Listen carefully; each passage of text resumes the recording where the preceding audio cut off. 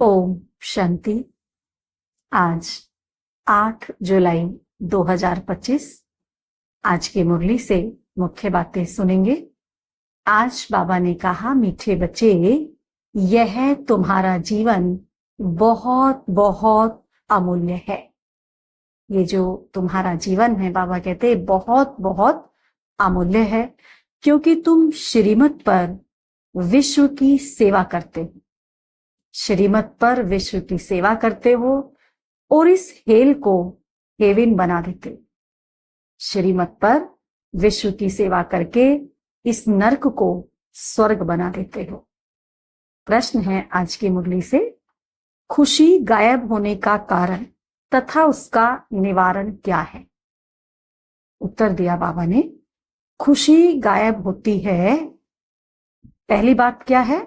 देह अभिमान में आने के कारण। खुशी क्यों गायब होती है हमारी? क्योंकि हम देह अभिमान में आ जाते हैं तो खुशी गायब हो जाती है। दूसरा कारण क्या है? दिल में जब कोई शंका पैदा हो जाती है, जब हमारे दिल में कोई शंका पैदा हो जाती है तो भी खुशी गुम हो जाती।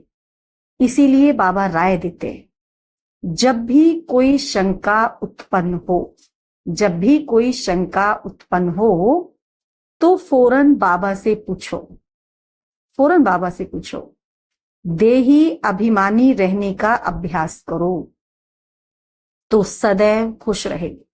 जब भी कोई शंका हो तो फौरन बाबा से पूछ लो, बाबा तुरंत उसका जवाब दे देंगे। सभी को अनुभव है ना कि जवाब मिल जाता है। अगले दिन की मुरली में हमें हमारा जवाब मिल जाता है, या तो बाबा टचिंग करा देता है। तो बाबा से फौरन पूछ ले और देही अभिमानी रहने का अभ्यास करें तो सदैव हम खुश रहेंगे। ओम शांति।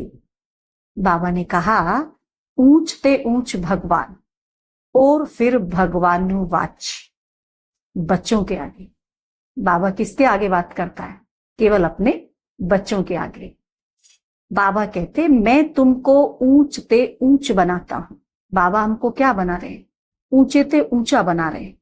तो बाबा कहे, तुम बच्चों को भी कितनी खुशी होनी चाहिए। बाबा हमको इतना ऊंचा बना रहा है तो हमें भी इस बात की खुशी होनी चाहिए। बाबा हमको सारे विश्व का मालिक बना रहे हैं। तुम बच्चों को स्वर्ग में, बाबा कहते, तुम बच्चे स्वर्ग में जाओगे तो स्वर्ग में फिर से अपने महल बनाने हैं। स्वर्ग में जाकर के फिर से अपने महल बनाएंगे, जैसे कल्प पहले बनाए थे। स्वर्ग को कहते ही हैं पैराडाइज।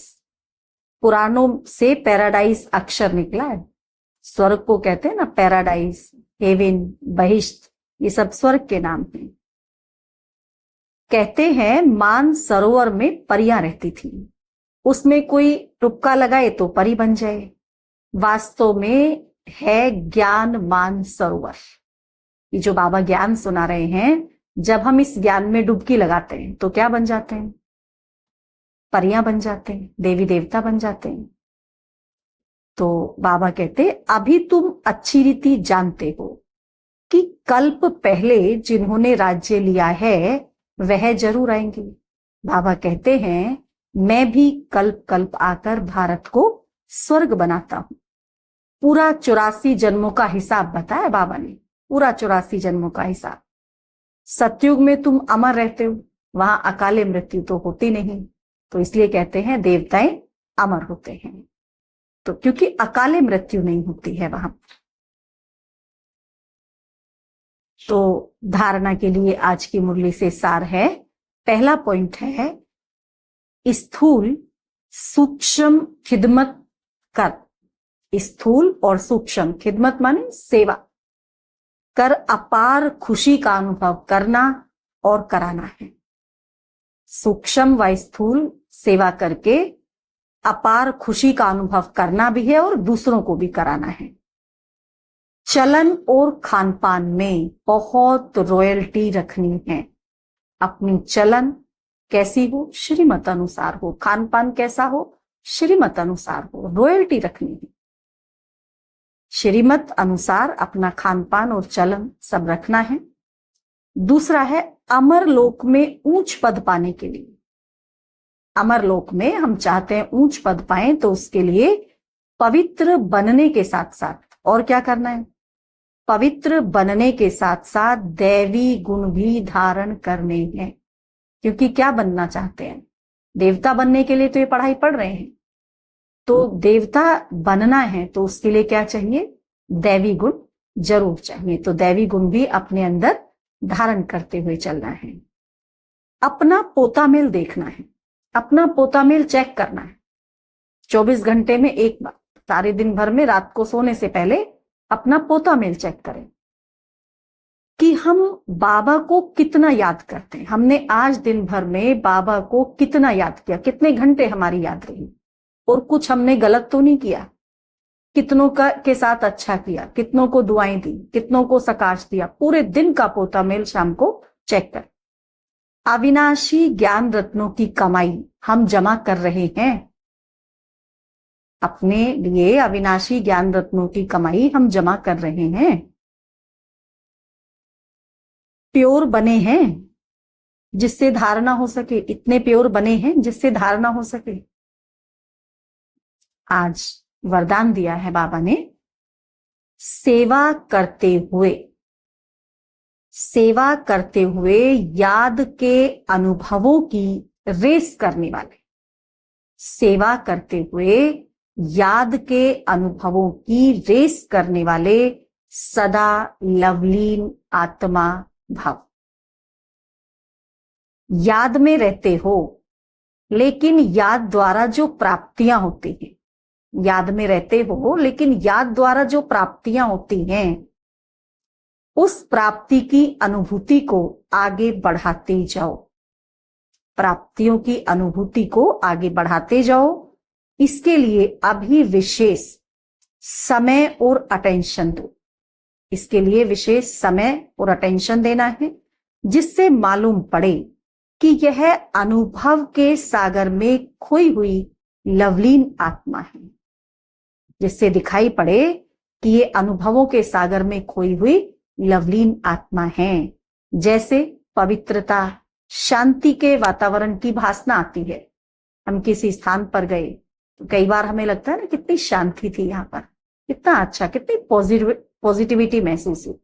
ऐसा अनुभव होता है ना कई बार कई स्थानों पर जाने से। तो वैसे श्रेष्ठ योगी लगन में मगन रहने वाले हैं। यह अनुभव हमसे भी ये अनुभव हो सबको कि ये श्रेष्ठ योगी हैं और लगन में मगन रहने वाले हैं। नॉलेज का प्रभाव है, लेकिन योग के सिद्धि स्वरूप का प्रभाव हो। अभी तक नॉलेज का प्रभाव तो है कि इनको नॉलेज है, लेकिन क्या चाहिए, होना क्या चाहिए?